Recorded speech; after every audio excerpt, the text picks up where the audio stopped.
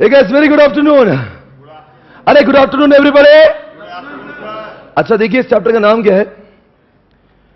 इसका नाम देखिए, नाम देखिए और एक बार देखिए. Insolvency and bankruptcy code. पहली बात तो ये एप्लीकेबल किसको हुआ है? ये एप्लीकेबल है उन सारे स्टूडेंट्स को जो नवंबर 2017 की एग्जामिनेशन दे रहे हैं, चाहे वो ओल्ड कोर्स में हो. उन सभी को ये चैप्टर 10 मार्क के लिए एप्लीकेबल हो चुका है. राइट? मतलब अब की बार ये हुआ कि कॉर्पोरेट लॉ जो है वो 70 से हटकर अब घटकर अब वो 60 मार्क का हो चुका है और आपके जिंदगी में आ चुका है आईबीसी. क्या बोलेंगे इसको? आईबीसी शॉर्ट फॉर्म बोलेंगे. क्या बोलेंगे? तो बार बार मैं आईबीसी बोलूंगा तो समझना यही बोल रहा हूं, क्योंकि बार बार ये बोलूंगा तो लेक्चर उसमें जाएगा, टाइम वेस्ट होगा. मैं क्या बोलूंगा? आईबीसी. आईबीसी तो आप समझना मैं इसकी बात कर रहा हूं. घड़ी घड़ी बोलने को अच्छा. इंसॉल्वेंसी एंड बैंक्रप्सी कोड, इसको ही क्या बोलेंगे? आप भी क्या बोलेंगे? मैं भी क्या बोलूंगा? और आया कब दोस्तों? ये आया कब? 2016 में. सभी लोग समझ रहे हैं? अब बताओ अलाइड लॉ का जो पोर्शन है उसका वैल्यू कितना होगा 30 मार्क्स के लिए, और जो घटौती जिसमें हुई है वो सिर्फ कॉर्पोरेट लॉ में है. और ये जो चैप्टर है अगर आप न्यू कोर्स में भी शिफ्ट हो जाते हो गलती से तो नहीं, चैप्टर वही रहेगा पर तब की बार वो अलाइड लॉ में आएगा. गलती से आपके विचार में अगर to shift to the new course, उस कोर्स में ऐसा होगा, यही चैप्टर होगा, कहानी यही होगी. अब की बार रिश्ता वही, सोच नहीं, मतलब कॉर्पोरेट लॉ से हटके हो जाएगा.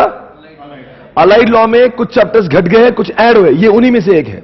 मतलब चाहे आप ओल्ड में हो चाहे आप न्यू में हो, आपको यही काम करना है जिसका नाम है आईबीसी.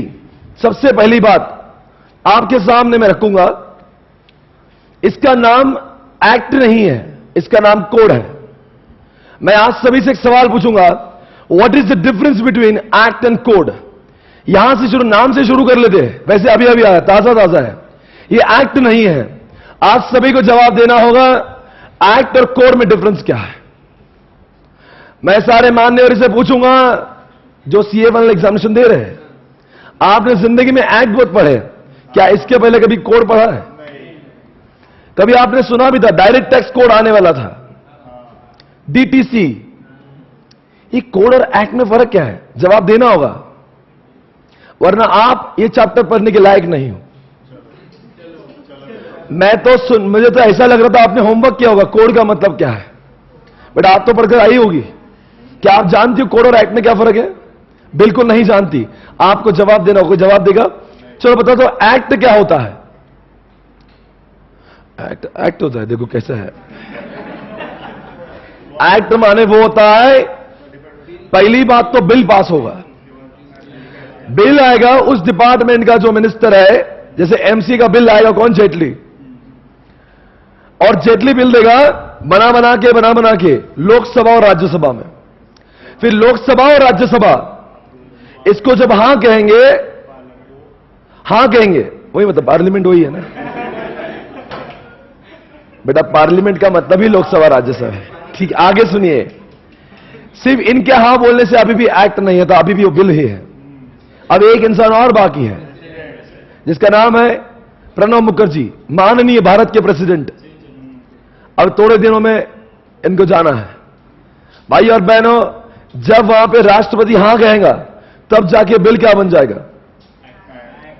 पर अभी भी वो नोटिफाई नहीं होता.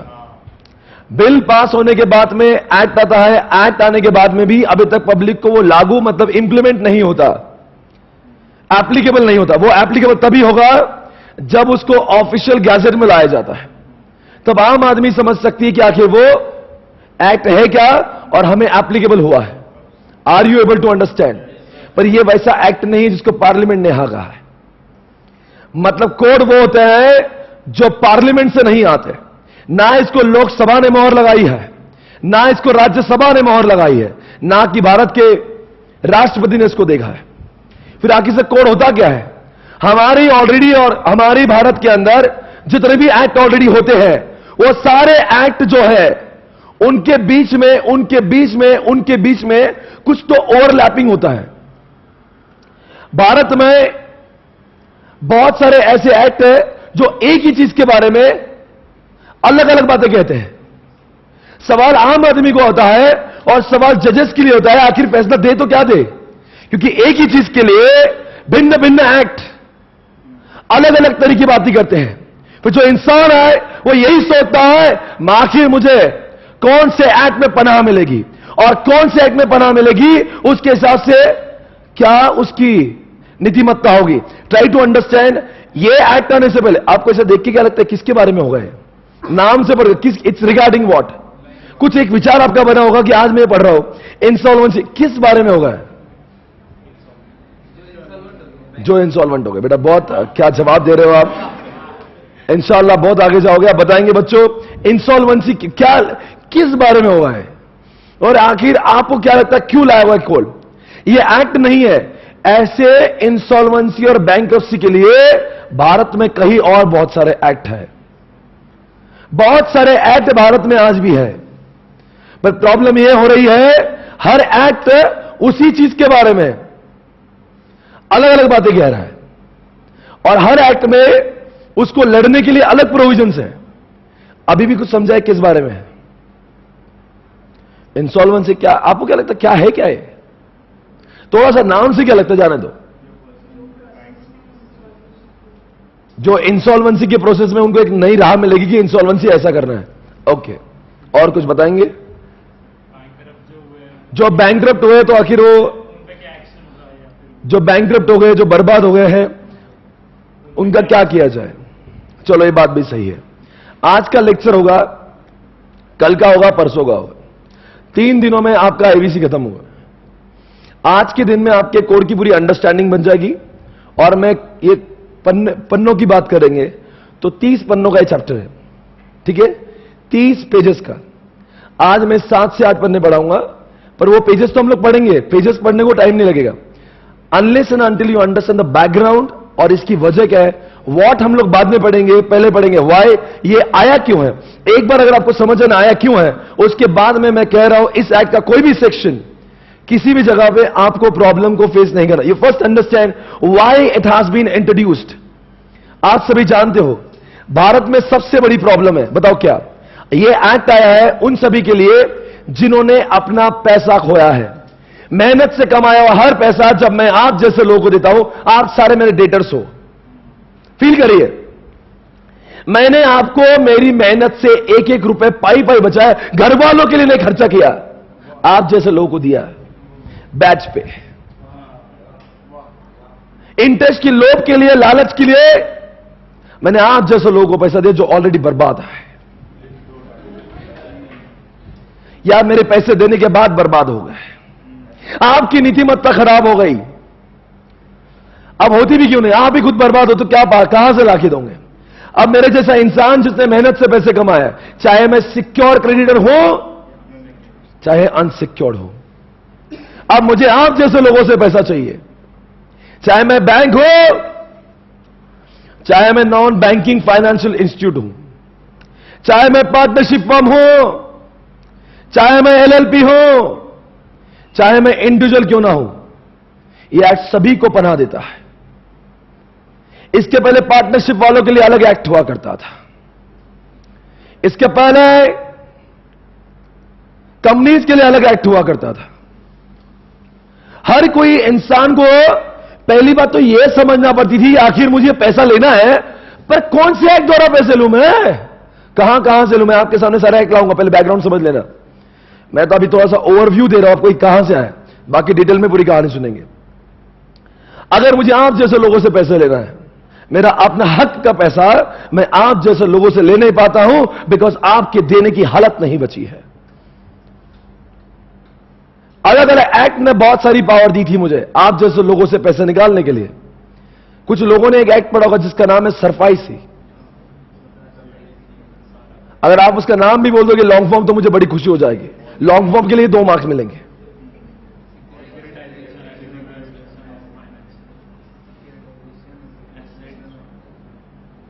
हो गया सीए फाइल के जवानों, अगर आपका अटेम्प्ट नवंबर में है तो सरफाइसी का लॉन्ग फॉर्म तो सरफाइसी एक्ट मालूम है।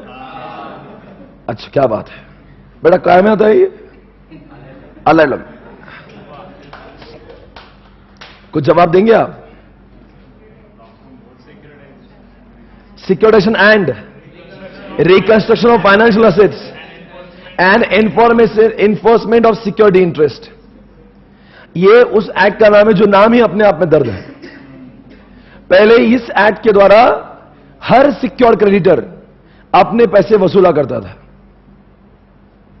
मतलब अगर मैं बैंक हूं, आज अगर मैं बैंक हूं और मुझे आपसे पैसा लेना है, तो मुझे पैसा लेना है तो मुझे सरफरोशी मतलब सरफाइसी के तहत मुझे आप लोगों से पैसा मिलता था। पर उस एक्ट में बहुत सारे फ्लॉ थे, उसके चलते बैंक का अपना हक का पैसा जो, और पहली बात तो वो सरफाइसी जो था वो सिर्फ उन्हीं के लिए बना था जो सिक्योर क्रेडिटर है। सिक्योर समझता है? जिसने सिक्योरिटी को गिरवी रख के पैसा दिया हुआ है। मतलब किसी ने अनसिक्योर क्रेडिटर कोई होगा और उसको अगर अपने पैसे लेना है तो उसके लिए सरफरोशी की तमन्ना नहीं थी, उसके लिए अलग एक्ट था। मतलब समझ रहे हो? अगर मैं बैंक हूं, आपको सिक्योर क्रेडिट दिया मैंने, तो मुझे अलग एक्ट से लड़ना है। अगर मैंने सिक्योर क्रेडिटर नहीं दिया है, अनसिक्योर है, मुझे अलग एक्ट में लड़ना होगा। मतलब एक ही बैंक अलग अलग जगहों में अलग अलग खाते में जाके उस लॉ को पहले समझती है। अरे पैसे निकालना तो बात की बात है, पहले तो लॉ समझना है, मुझे लॉ कौन सा एप्लीकेबल है। आइए इधर दिखाता हूं, ध्यान से देखिए।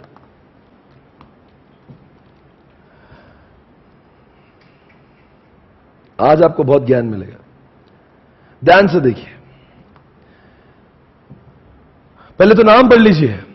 इतने सारे एक्ट है जो इंसॉल्वेंसी में आपको आपके पैसे रिकवर कराने में मदद किया करते थे। आज बताओ भारत की सबसे बड़ी प्रॉब्लम क्या है? कुछ प्रॉब्लम जानते हो भारत में क्या चल रहा है? जीएसटी, वो नहीं बोल रहा मैं, बैंक के पॉइंट ऑफ व्यू से बोल रहा हूं। क्या विजय माल्या जैसा एक ही आदमी है इंसान?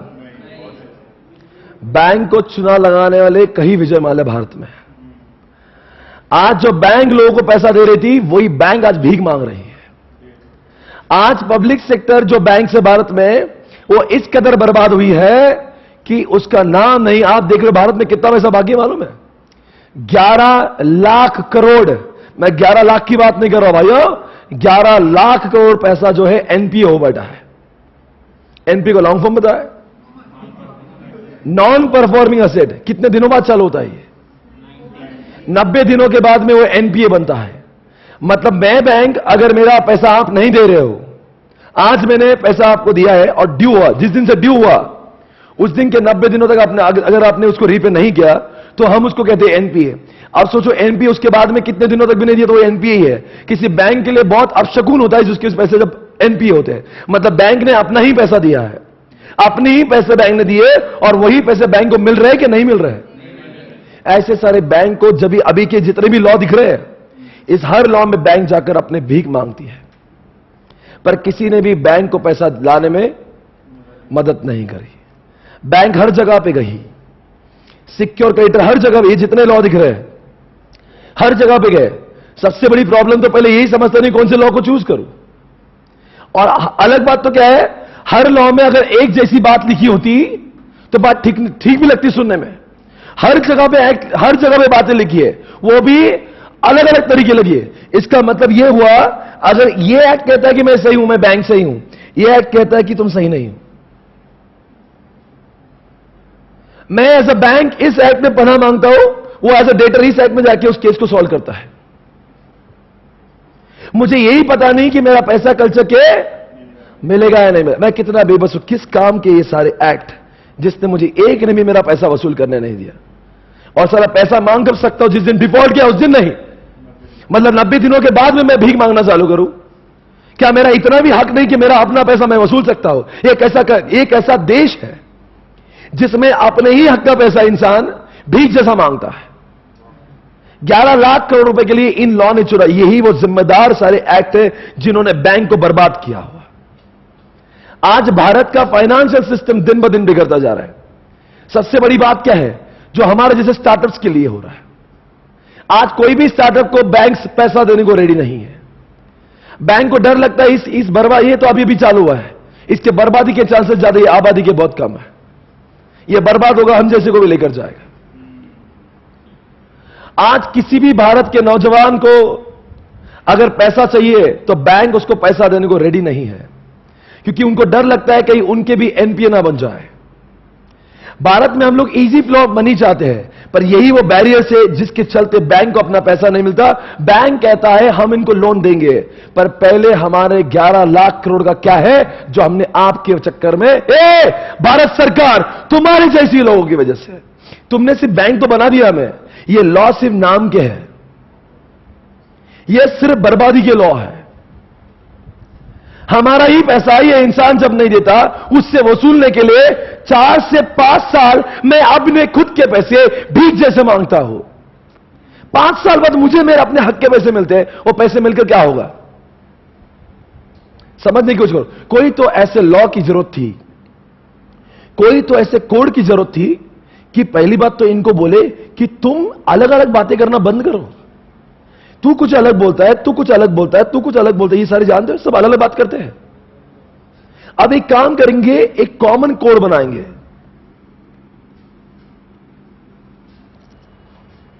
अब एक कॉमन कोड में क्या बनाएंगे, which is applicable to all the laws. आज के बाद में खबरदार अगर किसी ने भी इनकंसिस्टेंट बातें करी तो सब लोग वही बात करेंगे जो कोड कह रहा है। अब एक कोड बना दिया। अब वो कोड में जो लिखा है ना, सारे act irrespective of what ever the category it is, सभी को वही करना पड़ेगा जो मंजूरी कोड होगा। कोड एक्ट नहीं होता, कोड इन सारे एक्ट के इनकंसिस्टेंसी को मिटाने के लिए बना गया कोड होता है, which is to be followed by every law. अब क्या हो रहा था पहले, समझ के लो मेरी बात, हर कोई एक्ट एक ही चीज के बारे में बोलो अलग अलग बातें कर रहा है।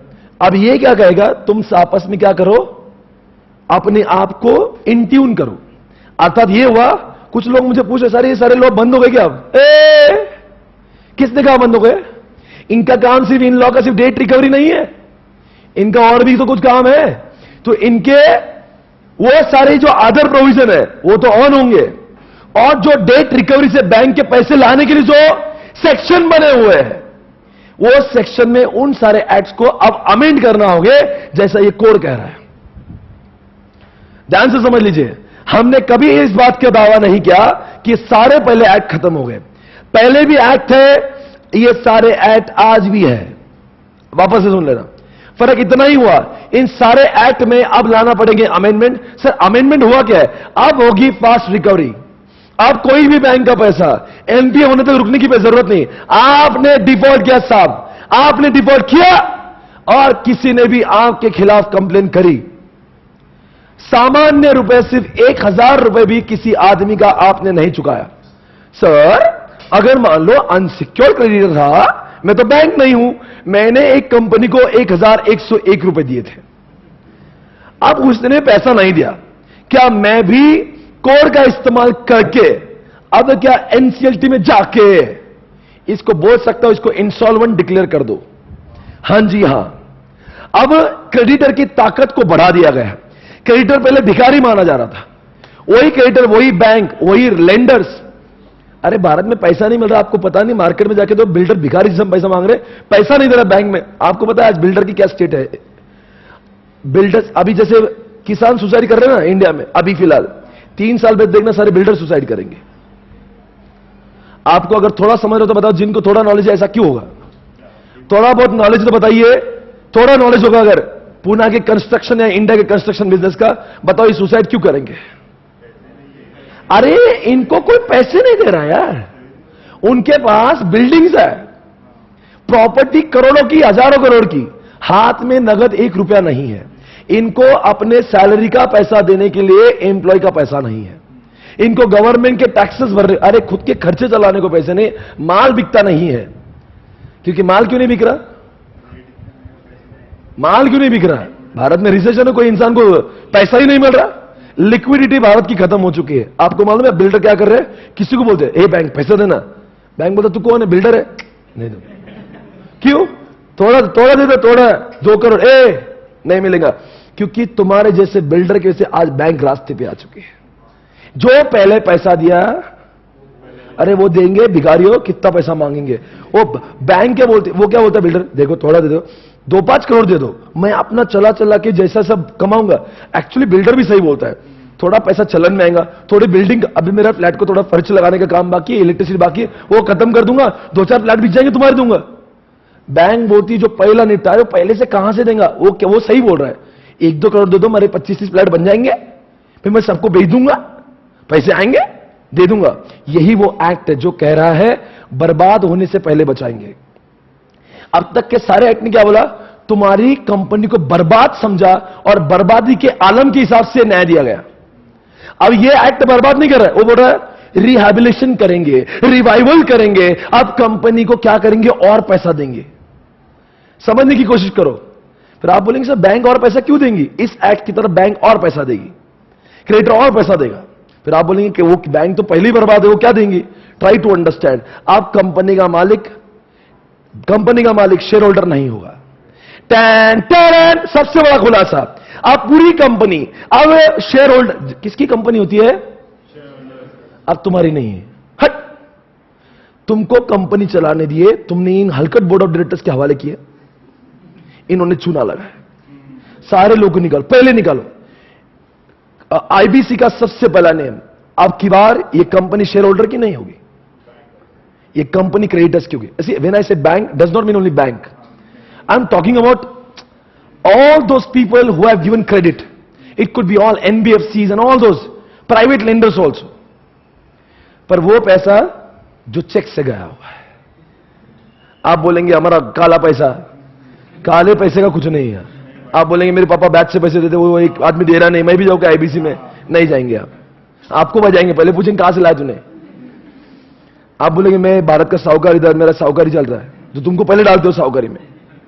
तुम साहूकारों की बात नहीं हो रहे, हम लोग मनी लेंडर्स की बात कर रहे हैं, पर कौन से लाइसेंस्ड मनी लेंडर्स की बात कर रहे हैं।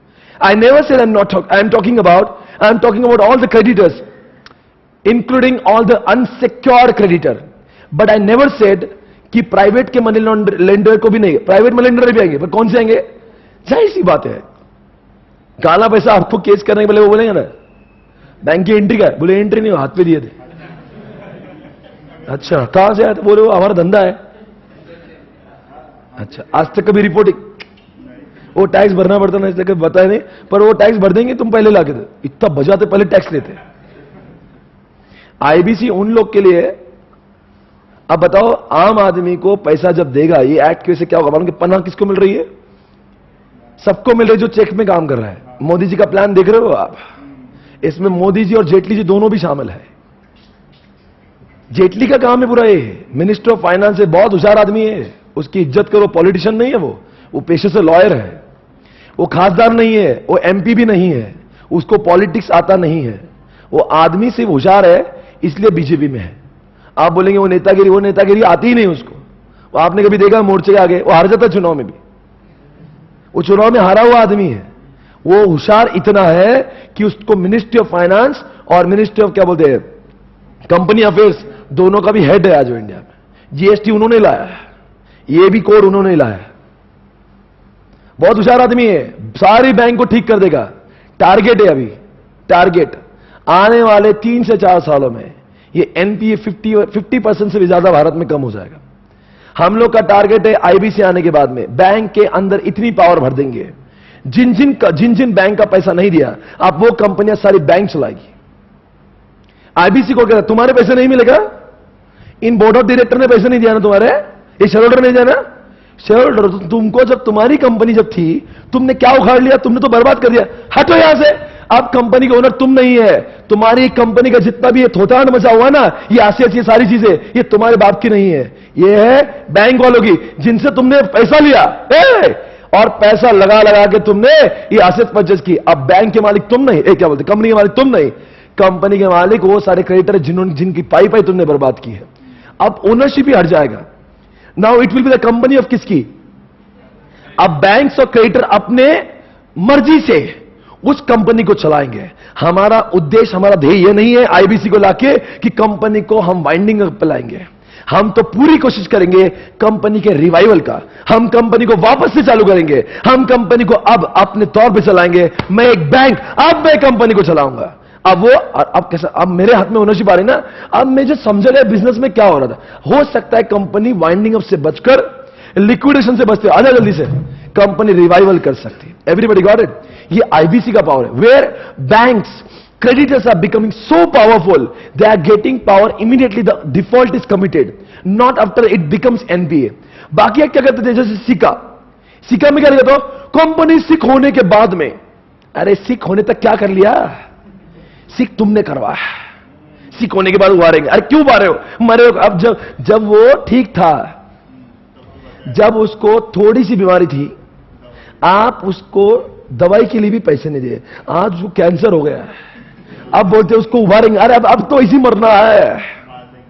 अब वो कंपनी मरने की हालत में बोले अब मत उबारो, आईबीसी बोर्ड सिम्टम दिखे, ले उसको बाजू में, हट जाओ भाई, सिम्टम पे रोक देंगे। सिम्टम्स बोल तो क्या हो, समझा? अगर लग रहा है कि कंपनी इज अनएबल टू पे द डेट्स, पर अब सारा हर एक आदमी क्या करेगा, 1,000 रुपए देंगे, अरे 1,000 रुपए नहीं दिए, मैं याद है 1,000 रुपए नहीं दिए, चलो साहब एनसीएलटी लो इसको आईबीसी में अंदर, कल से I am becoming the owner. कितने पैसे तुम्हारे, 1,101 रुपए, सबको हटा दो। Try to understand, it's not that like, it's not, don't take words like this. 1,000 रुपए लिखे जरूर है, पर 1,000 रुपए का जब अप्लाई करने वाला आदमी का भी एप्लीकेशन होगा, पर उसके सामने उतने नेगेटिव सिम्टम्स दिखना चाहिए। इसका मतलब क्या हुआ कि अगर सचमुच कंपनी ने ऐसे पैसे बहुत लोगों के नहीं दिए, सचमुच कम, और भी तो देखो, एक इंसिडेंट को नहीं माना जाता, एनसीएलटी भाई लॉ है, होशियार लोग बैठे, वो केवल ये छपरी 1,000 रुपए रखे, तू क्या मत कर, चल ये हमसे ले, निकल ऐसे। Try to understand. नहीं, अभी देखो 1,000 रुपए की बात नहीं, बात कैसी है, ऐसा बहुत लोगों ने और बहुत लोगों के साथ में ऐसा गलत काम होना चाहिए। अगर मान लो बहुत लोगों ने अगर उसके पैसे नहीं दिए होंगे, बहुत लोगों ने उन्होंने पैसे नहीं दिया होगा, या कंपनी का सचमुच बहुत ही हाल बेहाल है। देखो कोई भी कंपनी जब बर्बाद होती है ना, it can be easily understood, और एनसीएलटी ऐसा सबका एप्लीकेशन नहीं लेगा। सर एनसीएलटी के पास क्यों जाएंगे, तो कौन करेगा इसके बाद में, जिसको भी प्रॉब्लम है ना, बैंक को कंपनी से दिमाग नहीं लगाने का है, बैंक क्या करेगी, अब क्या करेगी, कहां जाएगी। बहुत गलत हुआ है आपके साथ, पूरा सुन लो।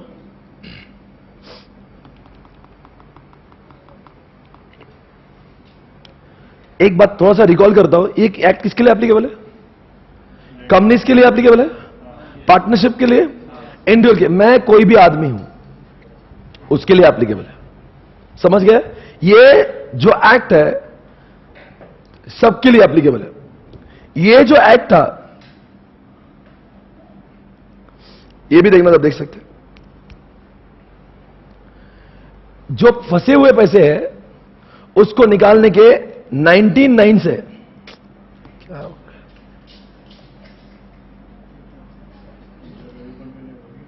99, अब बोल के देखा, बांधना डाल देगा, सुन लो, अपने ही पैसे रिकवर करवाने के लिए पिछले 115 साल के इतिहास में भारत में इतने सारे एक्ट आए, अब जाके ये आया हुआ, इसका नाम कोड है। अब बताओ मैं ऐसा क्यों कर रहा हूं, हमने कभी यह दावा नहीं किया कि पहले मर गए। पहले वाले क्या बोल रहे थे, अगर मान लो यहां पे आपकी कंपनी सिक हो गई, तो ये आप जा सकते है ना, पर सिक होने के बाद के जो उसके प्रोविजंस थे वो कंपनीज एक्ट 1956 से मैच नहीं हो रहे थे। तो ये अलग बोलता था, ये अलग बोल रहा था। आपको समझ आ रहा है मैं क्या बोल रहा हूं? अगर आप यहां पे जा रहे हो, देखो इसका नाम पढ़ो, recovery of debts due to bank and financial institution act. अगर यहां पे कुछ गड़बड़ हुई, आपको अपने पैसे निकालना है, तो ये कहता था आपको जाना पड़ेगा, कहां जाना पड़ेगा, ये बोलता था आपको BIFR में जाना पड़ेगा, ये बोलता था आपको कंपनी लॉ बोर्ड में जाना पड़ेगा।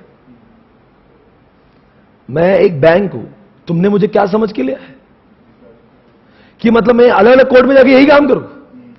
मतलब उसके मेरे अपने मेरे पैसे भीख मांग रहा होगा तुझसे, मेरे पैसे लेने के लिए तू मुझे इतने कोर्ट में घुमाता है, और वो भी 5-5 साल घुमाता है।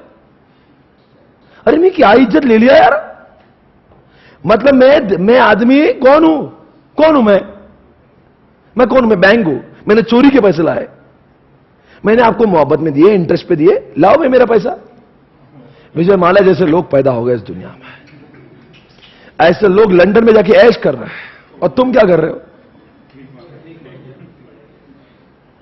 वो इंसान, वो छोटा आदमी मेरे पैसे लेके भारत से बाहर चला गया, मैं कुछ उखाड़ नहीं पाया।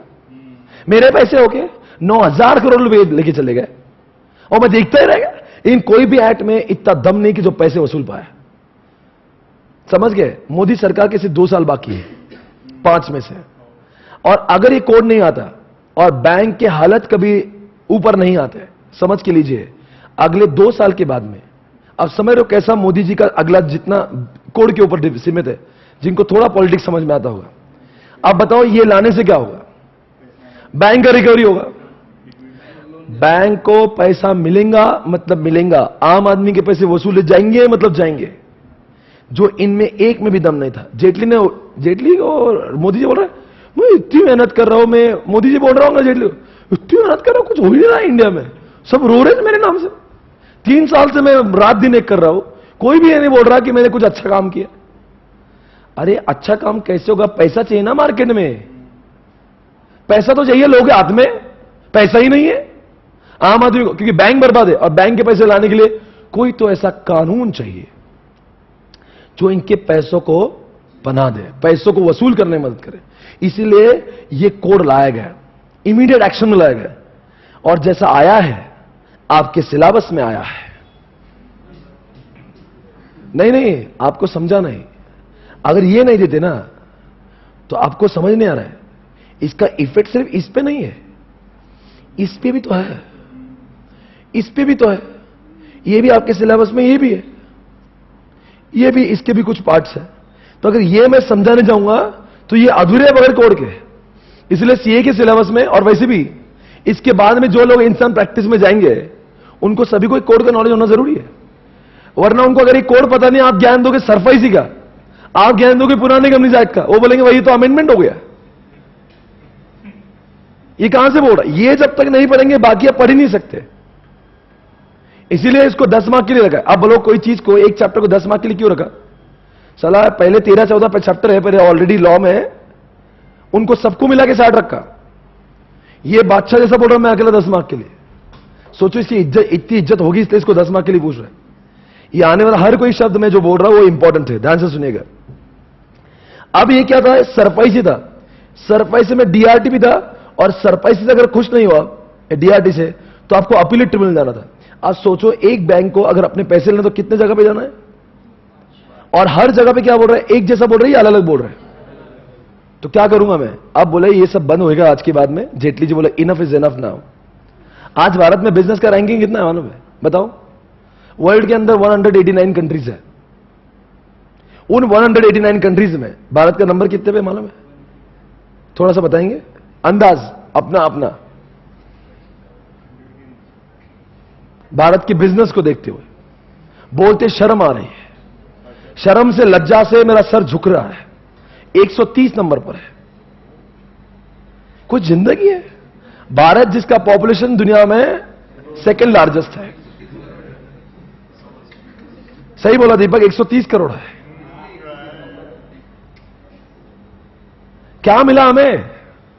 अरे वर्ल्ड के दुनिया में जब हम अपने आप की कंट्री की बात करते हैं, लोग अपने फॉरेन डायरेक्ट इन्वेस्टमेंट को इंडिया में कर रहे हैं। मोदी जी बहुत बोल रहे हैं करो इधर इन्वेस्टमेंट करो। लोग बोल रहे क्या है तुम्हारे कंट्री में? तुम्हारे कंट्री के अंदर बिजनेस प्रॉस्पेरिटी का और बिजनेस ग्रोथ का नंबर कितना? 130। मतलब यहां पे तुम इतनी नीच हो, तुम्हारे अंदर इन्वेस्ट करेंगे जो तुम तो बर्बाद हुई, हम भी बर्बाद हो जाए। अरे मोदी जी अच्छा आदमी बहुत है, पर कंट्री के हाल बेहाल है। हमें इस कोड आने के बाद में हमारी उम्मीद है कि भारत का नंबर 50 रैंकिंग से ऊपर जाएगा, क्योंकि भारत में एक ही चीज की कमी है, पैसा। आप बताओ, रहने बाद में आज भारत में एक ही चीज की पैसा क्या कमी है? पैसा। एक बात बताऊं मैं आपको, ध्यान से सुन लेना। चलो गलती से आप जैसे लोगों ने स्टार्टअप चालू किया, forget about banks now, enough about bank, think about us now। जो न्यू कमर जिसकी मन में बहुत उत्साह है, आंखों में सपने लेके चल रहा है कि मैं जिंदगी में बहुत आगे जाऊंगा। पहली बात तो मुझे लोन मिलता नहीं, दूसरी बात मिल गया, आप देख लेना गलती से लोन मिल गया, अब बताओ मेरी कैसी बजाएंगे, सुन लेना ध्यान से। और मैंने जो बिजनेस चालू करा, मान लो बिजनेस चला ही नहीं, अब आगे सुनो, 100 करोड़ का मैंने काम किया था, असेट्स लिए, दुनिया लिए, सब कुछ लिया, वो बिजनेस चला नहीं। अब मुझे बताओ, मुझे एग्जिट करना है, एग्जिट होने देंगे आप? एग्जिट इतना आसान है? सुसाइड करना आसान है, बिजनेस से एग्जिट नहीं। बताओ एग्जिट कैसे करोगे आप? बोले ये सब ले लो, किसको ले लो, कहां जाना पड़ेगा? अपने आप से डिक्लेयर करेंगे। आपको वाइंडिंग अप चैप्टर लगा पहले, सेक्शन नंबर 270 से लेके 378 से 378 तक आपको सारे सेक्शन को समझना पड़ेगा, तब जाके वाइंडिंग अप करोगे। समझ में आ रहा है? उसके लिए आपको पहले एनसीएलटी में जाना पड़ेगा। वाइंडिंग अप ऐसा नहीं मैंने पैसे ले लिया, अरे नहीं जम रहा, बंद कर रहा हूं, अरे वो 100 करोड़ क्या? बोले आप नहीं, कहा इतना बजा दो ना आपको, पर बजाओ, जल्दी तो बजाओ, बजा रहे भी नहीं जल्दी। वाइंडिंग अप करने को जिन्होंने वाइंडिंग अप पढ़ा 3 से 4 साल तो वाइंडिंग अप को लगते हैं। अरे मेरी उम्र देखिए, 25 साल का मैं हूं, मैंने स्टार्टअप चालू किया, तुम मेरे वाइंडिंग अप में 2 साल बिजनेस किया, वो फेल तो गया, मैं बर्बाद हो गया। वहां 27 साल उम्र हो गई, अब 5 साल मेरी जिंदगी में कुछ भी काम नहीं कर रहा हूं, कुछ भी नहीं, मुझे बंद करना है पर मैं नहीं कर सकता। अब उनका लिक्विडेटर आएगा, अब मेरे एक एक करके एसेट मेरे सामने बेचेंगा, एक एक लोगों को लाइबिलिटी देगा, और मेरी इज्जत उस 5 साल में जानते हो, भिखारी के जैसा मैं घूमूंगा। 5 साल तक कोई बैंक मुझे 1 रुपया देंगी नहीं। क्यों? बिकॉज मेरे नाम के सामने लगा थप्पा कि मैं वाइंडिंग अप हो चुका हूं, मतलब मेरे नाम पे कलंक लग चुका है। सोचो ना, फॉरगेट अबाउट बैंक्स यार, मुझे मेरी जिंदगी की फिक्र है। मैं एक आम आदमी, एक भारत का सीए, 25 साल के बाद में अपना एक बिजनेस स्टार्टअप किया था मैंने। अरे अनफॉर्चुनेटली बिजनेस नहीं चला, पर इस केस में मैं बोल रहा था मेरे को और 25 करोड़ दे दो, मैं एक नया बिजनेस चालू करता हूं जिसके मालिक तुम बन जाओ, साथ में तुम मेरे पार्टनर बन जाओ। अगर ऐसा कोई लॉ बोलता तो मैं उस 25 करोड़ पे और 500 करोड़ कमाने की ताकत रखता हूं, मैं चार्टर्ड अकाउंटेंट हूं। पर तुमने मुझे इतना भिखारी बना दिया, मैं खुद की नजर में उतर गया। रे एग्जिट, मेरे ही धंधे में मैं एग्जिट नहीं कर पा रहा हूं, जो धंधा मुझे करना नहीं है, जिसका दुकान बंद हो चुका है, अब मैं उस धंधे से एग्जिट नहीं कर सकता हूं। ये एक्ट मुझे सुधरने नहीं देंगे। आपको क्या लगता है साहब ने पैसे लेके आप भाग जाओगे? वो प्राइवेट लेंडर नहीं है, क्या करना देख लो, क्या करना देख लो, आके बैठेंगे सब बाबू इधर, सब लोग आके बैठते हैं वहां पे। इतना बड़ा बड़ा नोटिस आएगा, आपको समझेगा मैं नहीं। किसी बैंक का नोटिस दिखाएगा कभी? ये ऐसा लगता है बहुत बड़ा मर्डर करके जाया मैं, इतना बड़ा नोटिस देगा आपको। सरफाइसी का नोटिस कभी देगा? एक नंबर नोटिस आता है। हाल ही में एक नोटिस पढ़ा मैंने जो इसके ऊपर लगा है, क्या नाम है उसका, ज्वेलर है, ज्वेलर सुना है? ज्वेलर क्या नाम उसका, ये नल स्टॉप पे है वो, नहीं, और एक दूसरा बहुत पुराना, अरे पुणे का नहीं, वो जलगांव का, इधर है वो, आरएल। इस आरएल का राजमल लखीचंद, टीवी पे ऐड भी आती। इसके एक ब्रांच ने बैंक ऑफ इंडिया के 236 करोड़ रुपए लिए हुए। अब वो पैसे लेने को कई साल हो गए। वो बैंक ऑफ इंडिया का जो कर्जा था वो 100-150 करोड़ ही था। बैच के लग लग के 125 करोड़ को तो बैच का बंबू हो गया उसको। 150 करोड़ मुद्दल है, 125 करोड़ का तो बैच हो गया, और 125 वो तब से बोल रहा है मेरे पास नहीं है। अब बताओ आदमी वो क्या बोल रहा है 4 साल से, इसको खत्म करो। Somewhere it has to be stop trade. तुम्हारा बैच पे बैच, अरे मैं मर जाऊंगा। Somewhere it is to be stop यार। कोई तो कोड लॉ मुझे बंद करो, मुझे नहीं देना इतने पैसे। It has to be stop by some law. कोई लॉ होता तो मैं जाता, बोलता ये काम करो। अभी लॉ में क्या है, बहुत सही काम है, एनसीएलटी के पास जाओ। कोई भी ऐसे लोग हैं ना जिनको समझ में आ रहा है कि वो खुद भी जा सकता है, वो कंपनी खुद ही जा सकती है कि भाई हमें अब नहीं करना, हमारे पास पैसा नहीं बचा है, ये बैंक देखो रोज रोज आएंगी, हमें बचाएंगी, इनका बहुत इंटरेस्ट हो जाएगा, हम ही सुसाइड करना चाहते। तो सुसाइड भी फास्ट ट्रैक होना चाहिए। बाकी एक में सुसाइड भी नहीं हो रहा ना, मरने की इच्छा है, जिंदा लाश की तरह जिएंगे, काम भी नहीं होगा और बैच बढ़ते रहेगा। और दूसरी बात, बैंक बैंक तो कर ही सकती है। अब बैंक कब जाएगी जब उनका पैसा नहीं है। और कंपनी क्या बोलेंगी, देखो साहब जितना मैं दिख रहा हूं ना, ये धंधे में मेरा कुछ होने वाला नहीं है, मैंने लोन लिया है, मेरे पास जितना पैसा है ना, एक काम करो, कंपनी के मालिक तुम बन जाओ, जो भी होगा ना कर दो, पर मुझे छुटकारा दे दो, मैं इससे बाहर निकलना चाहता हूं। और बैंक भी क्या बोलेंगे, एक काम करो सेटल करो। पर बाकी एक्ट में वो दम नहीं था कि इसको फास्ट ट्रैक में लाए। अभी फास्ट ट्रैक आ चुका, अब क्या करेंगे, एनसीएलटी। अब सारे इतने जगह बने, no DRT, no BIFR, no CLB baby, no AT. अगर आपकी पार्टनरशिप फर्म है और इंडिविजुअल है तो आपको एक्सक्लूसिव एक ही लॉ है, एक ही कोड, डीआरटी।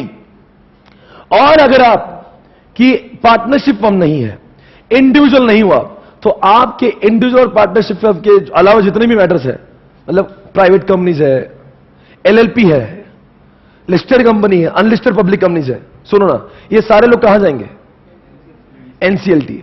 अब आपको सिर्फ दो ही दरवाजे, ये एक तो ये, चार चार जगह पे जाके मेरी केसेस लगा के, अब इसमें परेशान कौन होता बताओ। अरे वो डेटर भी परेशान है ना, उसको भी तो रिप्लाई देना पड़ेगा। अरे कोई आदमी जिसने पैसे लिए उसको नोटिस है, उसको भी रिप्लाई देना पड़ेगा। और बैंक भी, तो चार चार कोर्ट में जाने का नहीं, एक ही कोर्ट रहेगा। कौन सा कोर्ट, और वहां पे खुश नहीं हो तो एनसीएलएटी, नेशनल कंपनी लॉ अपलेट ट्रिब्यूनल, और वहां से खुश नहीं हुए, हाई कोर्ट नहीं है, direct supreme court, because NCLT का दर्जा जो हाई कोर्ट इतना है। ट्राई टू अंडरस्टैंड, आप 17-15 कोर्ट नहीं होंगे, मैं इतने कोर्ट में जाऊंगा ही नहीं।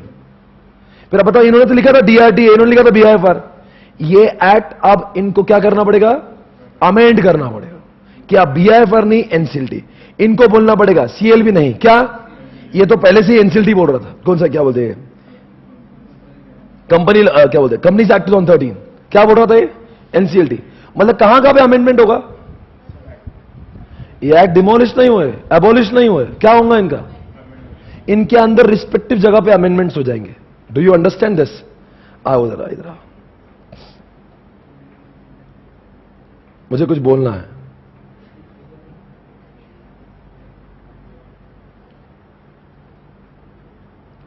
सर एक बात बताओ, और सुनो ना, ये एनसीएलटी क्या करेगा, एनसीएलटी कुछ लोगों को अपॉइंट करेगा, जिसका नाम है, आपने कभी सुना है इस एक्ट का नाम क्या है,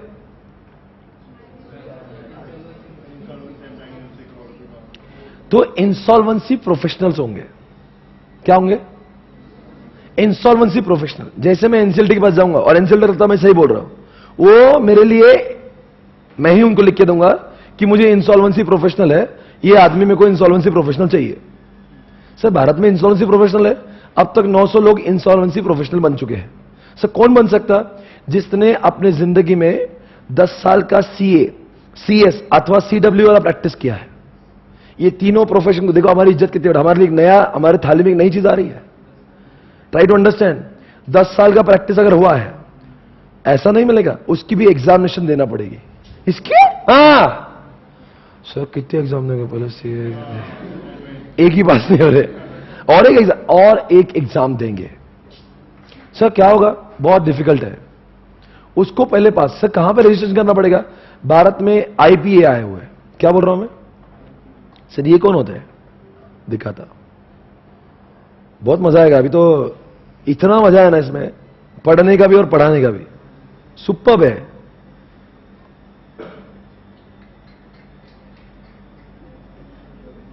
कौन है ये, how does one can become what, insolvency professional. एक मिनट पहले बताओ, ये मैं क्यों पढ़ाने लगा बीच में, मैं एनसीएलटी को अप्लाई करूं, मैं कौन हूं, मेरा पैसा मिला है कि नहीं मिला है, कहां जाऊं मैं, तो मेरा सिक्योर क्रेडिटर होना जरूरी है, अनसिक्योर्ड भी, प्राइवेट वाला भी चल सकता है, बैंकिंग भी, नॉन बैंकिंग भी, मैं कोई भी हो, सिर्फ पैसा चाहिए, कहां जाऊंगा, फिर एनसीएलटी। और अगर मैं इंडिविजुअल पार्टनरशिप फॉर्म होगा तो इंसॉल्वेंसी के लिए, अगर मैं मान लीजिए मैं अप्लाई करने वाला कौन हूं, इंडिविजुअल हूं और पार्टनरशिप हूं, मैं कहां जाऊंगा, डीआरटी में, और बाकी लोग कहां जाएंगे, एनसीएलटी में। ध्यान से सुनेगा। अब मुझे और एक कहना है, अब एनसीएलटी क्या करेगा आपके लिए, कहेगा कि एक इंसॉल्वेंसी प्रोफेशनल तुम लेकर आओ, हम ही अप्लाई करेंगे। ये मेरे घर के बाजू में जो सीए है ना, वो आईपी के एग्जाम पास हो चुका है, वो मुझे अच्छा भी लगता है, वो मेरा सुनता भी है, तुम इसको मेरा आईपी बना दो। अच्छा लगता है मतलब मैं, वो मुझे समझता है कि मैं किस हालत। अच्छा मतलब क्या अच्छा लगेगा?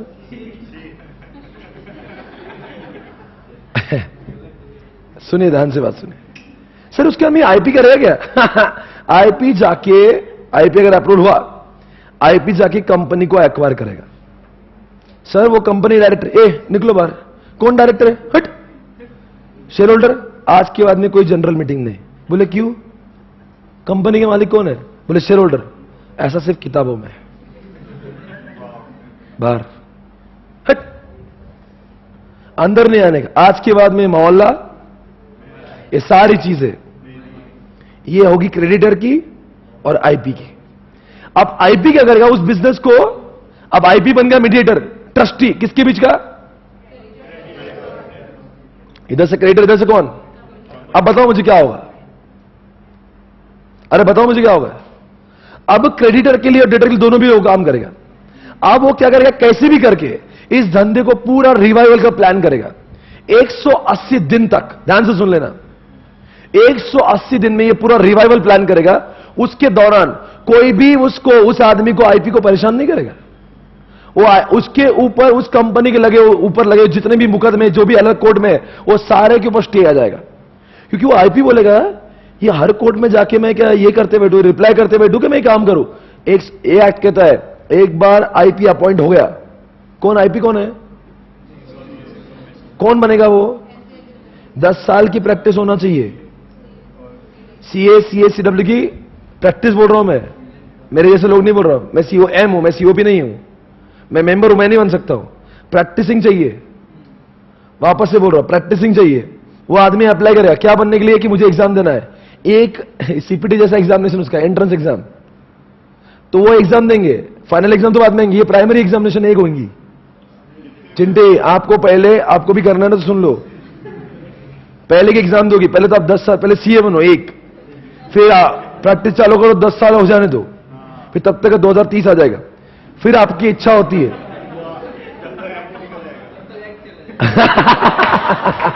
वो बोल रहा है तब तक एक्ट खत्म हो जाएगा। इतना भी नहीं, डरो नहीं, हम उम्मीद करते हैं कि तुम आगे जाओगे। 2030 आएगा, फिर तुम अपनी वो एग्जामिनेशन दोगी, वो भी सीपीटी से एंट्रेंस होगी।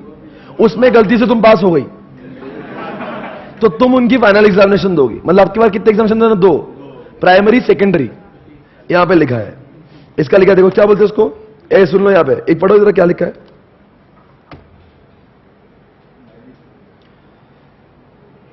10, आप बोलेंगे सर ये तो 15 लिखा है। ए सुनना ध्यान से, 15 किसके लिए? 15 साल जिसका एक्सपीरियंस हो चुका है सीओपी में, उसको प्राइमरी एग्जाम देने की जरूरत नहीं, वो डायरेक्ट एंट्री। कैसा अपनी लैंग्वेज में बोला? ये वो इंसान, ये बहुत सीए के अंदर गया, बहुत दर्द खाया हुआ इंसान है। ये वो इंसान बोल रहा है अगर आपने 10 साल की एग्जाम, 10 साल का सीओपी हुआ तो आपको 2 एग्जाम। अगर आपका बेटा, अगर आप 2035 में आई, 35 में रे, अरे यार 2020 में तो प्रैक्टिस लाती हो, ऐसा नहीं। तुम्हारे एंडर फर्म को तुम क्या समझ ली रे चिंटे? 2035 में तुम डायरेक्ट कोर्स में जा सकती हो। तुम्हें क्या मिलेगा फिर? सेकेंडरी एग्जाम, डायरेक्ट एग्जाम, उसमें तुम गलती से पास हो जाते हो, फिर तुम आईपी बनोगे। इसका मतलब एग्जिस्टिंग जितने भी लोग हैं जो 10 साल 15 साल वाले हैं, वो ऑलरेडी एग्जाम देना चालू कर दिए, ऑलरेडी एग्जामिनेशन सीएस ले रहा है इसकी। सर सीएस कौन है? सीए कौन है? ये सीडब्ल्यू कौन है? ये तीनों एजेंट है। किसके एजेंट? ये कोर्सेज जो रन हो रहे, एग्जामिनेशन ये कंडक्ट करवाएंगे। मतलब आपको अगर ये बनना है, बहुत ग्रहण मस्ती हो गई, आप बोले मुझे बनना है तो बनो, पर अभी तो आपका तो योग नहीं आएगा, वो योग आएगा तुम्हारे बॉस का। तो तुम्हारे बॉस को तुम जाके ये लिख सका, यार सर मैं तुम्हारे लिए एक नया कोर्स लाया, और पर हम आपको ऑफिस के लिए सिर्फ 10 दिन की छुट्टी देंगे 10 दिन की छुट्टी, और इसके ऊपर मैं दे नहीं सकता क्योंकि वर्क प्रेशर बहुत है। बॉस बोलेगा नहीं थोड़ी, नहीं साहब देखो बहुत वर्क प्रेशर है और फाइलिंग का भी टाइम है, तो आप 10 दिन में जो पढ़ना पढ़ लेना, और अब फेल हो ना तो अगली बार सिर्फ 2 ही दिन देंगे तो ये एग्जामिनेशन जो है आप जैसे चिंटों के लिए नहीं है। इसके लिए क्या बनना है? आईबीसी की बात नहीं कर रहा हूं मैं, आपको आईपी बनना है। सर ये आईपी बन के क्या पैसा? कितना मजा आएगा, सोचो तो सही। बिजनेस के हीरो आप हो, सब आपके हाथों सेटलमेंट होगा। सोचो कितना बड़ा जिम्मा। एक सीए सीडब्ल्यू मतलब हजारों करोड़ की कंपनी है, ओनर बोल रहा नहीं, क्रेडिटर बोल रहा नहीं, हम बोलेंगे, हम बोले सो कायदा। इतनी इज्जत किसी ने दी आपको आज तक? नहीं। मतलब आज तक हम लोग सिर्फ एडवाइजर बने। अब की बार पहली बार योग आया, सहयोग भी है। आपको अब कंपनी चलाने का मौका मिल रहा है। आप डिसाइड करोगे। अच्छा, अगर उसने लगता है ना उसको रिवाइवल होने के चांसेस नहीं है, लगेज लिक्विडेशन, लगेज पैनल बेच बाज के दे दो, नक्की करो, और ये जितने पैसे दे दो बांट लो, खत्म करो। ये क्या करेगा? फास्टैग है ना, वो आदमी कौन है? आईपी, एक स्पेशल आदमी। आप कोर्ट नहीं जाने का, कोर्ट तुम्हारे घर है, समझे नहीं? पहले तो हर कोई काम देखो ना, एनसीएलटी, एनसीएलटी नहीं, अब एनसीएलटी बोलता है प्रेशर मेरे ऊपर नहीं है। इतने आईपी बना देंगे भारत में, इतने आईपी, जितनी कंपनी सीखी उतने आईपी। बहुत है ना इंडिया में, सीए भी है, सीडब्ल्यूएस, अरे सब मिला के बहुत हो गए। अब जितने लोग हैं, लाख 1 लाख भी अगर लोग बन गए तो ये काम कितने फास्ट चलेगा? एक आईपी 5-6 कंपनी आराम से संभाल सकता है। तो जो डूबने में आया उन्होंने एनसीएलटी गए, रियलिटी गए, आईपी हम चलो। और पैसा देखो साहब तुम्हारे कितना, अब देखो पैसा कैसा ले रहे हैं आजकल, पैसा कैसा ले, फीस नहीं है उसकी, कितना रिकवरी करना है? 500 करोड़, 2% मेरा, 500 करोड़ 2%, 10 करोड़ बस चलेगा। 490 देंगे, देंगे ना? तुमको दिया 10 लाख रुपए किसने? ट्राई टू अंडरस्टैंड, पैसे कमाने का नया जरिया है, इसलिए आपके बॉस को आज ही जाके बोलो नोट छापेंगे, बोलो नोट, समझे? और आर्टिकल बोल के आप भी जाना उनके साथ, तुम्हारा भी थोड़ा बहुत टाइम बन जाएगा। You are getting chance to become what? IP. IP बनने के बाद में नोट मिलेगी, बहुत पावर मिलेगी। इन शॉर्ट, ये हमारे लिए एक नया रोजी रोटी का तरीका है। मतलब आपको एक नया फील्ड मिला है, और ये 3 ही लोग हैं, एजेंट भी 3 है। एजेंट कौन है? सीए, सीडब्ल्यू है, तीनों इंस्टीट्यूट एजेंट है। वो आईपी नहीं है, वो आईपीए है। सर उनमें और हमें क्या? वो बॉडी है, वो हमें आईपी बनाएंगी। जैसे आपने सीए का डिग्री उनसे लेना है, आईपी का डिग्री उनसे लेने का। सर कोर्स कौन बनाएंगे? वो बनाएंगे बराबर। एक उनके पास में एक बोर्ड है। इस आदमी को जानते हैं किसने बनाया ये कोड? नहीं, अरुण जेटली तो कह रहे उसको सपोर्ट करा, पर एक एक चीज जो बनाए इसका एक्ट का, MS साहू। उस आदमी से मिला तो वो आदमी देखना, उसकी आंखों में लग रहा है क्या डायनामिक आदमी है। इतने कम एज में उन्होंने एक कोड लिख के बता दिया, पूरा कोड उसका डायरेक्शन है पूरा। वो इस पूरे कहानी के पीछे का हीरो है। उसी को मिला था बस मैं आपसे, उसने किया है सब। ये बोले साहब बंद, कितना पढ़ाई किया होगा? सरफाइस ही पढ़ा होगा, कंपनीज एक्ट पढ़ा होगा, 1956, 2013 पढ़ा होगा, DRT पढ़ लिया, पूरे लॉ पढ़ के बेटा सबको देख लिया, किसी में भी एक में दम नहीं है। एक काम करते हैं, let's make a code, a common code, and it has to now, it should become the company of creditor and not the company of shareholders and not the company of debtors. Hey guys, आइए। तो 2 examination समझ गया आपको? पहली exam कौन सी है? और primary जो एग्जामिनेशन है वो तो 10 साल के बाद अगर है, और अगर आपने 15 ईयर्स का सीओपी किया होगा तो डायरेक्ट एंट्री पर वो भी एग्जामिनेशन देना ही पड़ेगी। एक तो देना ही है, फिर क्या बनेंगे आप? सर ये क्यों पढ़ा रहे हो एग्जाम? अरे पूरा कोर्स में लिखा हुआ है, ये चैप्टर में आ गया, ऐसा करना पड़ेगा, वैसा करना पड़ेगा, पूरा डिटेल नॉलेज। ये एक्चुअल में है, अभी भी कोड पूरा नहीं है।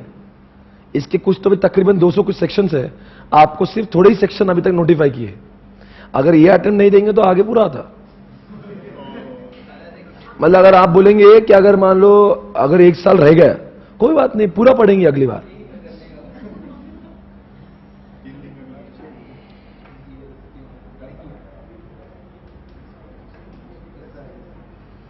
$255 सेक्शन है, अभी तक हमको सिर्फ इतना ही नोटिफाई हुआ है, इतना पूरा अभी तक नहीं है आपको, अनफॉर्चुनेटली। अगर आप 1-2 अटेम्प्ट लेते पूरा पढ़ेंगे ना, देखो डिटेल में पढ़ो। और कुछ लोगों को तो क्या है कि बोलते हैं बहुत हमें पूरा पढ़ना है, नया कोर्स से अच्छा है। कुछ लोग हैं जिनको पूरा पढ़ना है, ऐसे लोगों ने बहुत डिमांड है जिन्होंने ओल्ड कोर्स को छोड़ के न्यू ऑप्ट किया। क्यों? बोले सर न्यू कोर्स से नया नया पढ़ने मिल रहा है।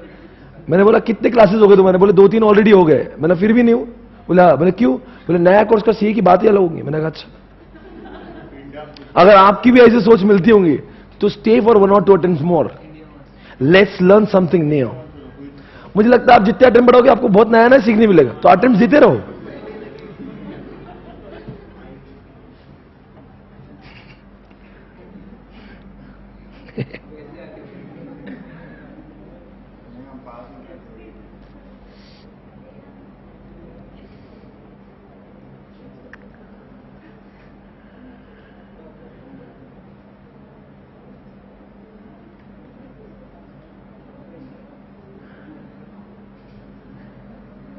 मैं आपको किसी को सुनाने जा रहा हूं।